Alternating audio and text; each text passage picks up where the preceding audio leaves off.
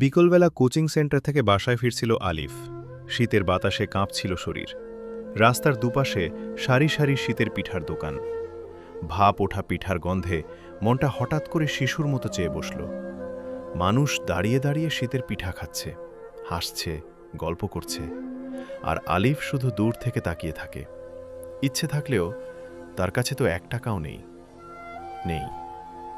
নীরবে পা বাড়িয়ে দেয় সে। মনটা ভারী হয়ে আসে। কখন যেন শীতের থেকেও ঠান্ডা হয়ে যায় তার বুকটা।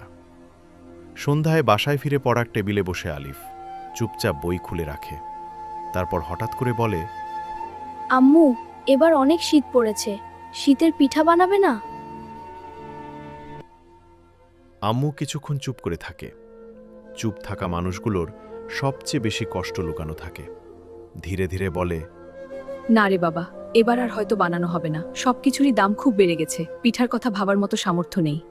আলিফ আর কিছু বলে না, শুধু মুচকি করে হাসে আর বলে, মন খারাপ করো না আম্মু, আমি পিঠা খাবো না।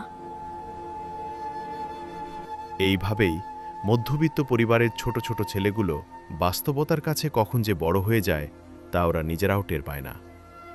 আজকের সময়ে মধ্যবিত্ত পরিবারের কাছে শীতকাল মানে আর পিঠা পায়েস নয়।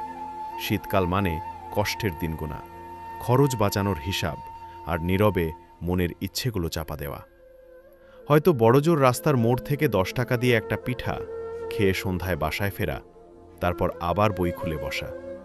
আর এভাবেই কেটে যায় মধ্যবিত্তের শীতের দিন, যেখানে শীত উপভোগ করাটাই একটা বিলাসিতা। বিডি পকেট স্টোরি চ্যানেলের এই ভিডিওটি কেমন লাগলো কমেন্ট করে জানান। ভিডিওটি ভালো লাগলে সাবস্ক্রাইব করতে ভুলবেন না।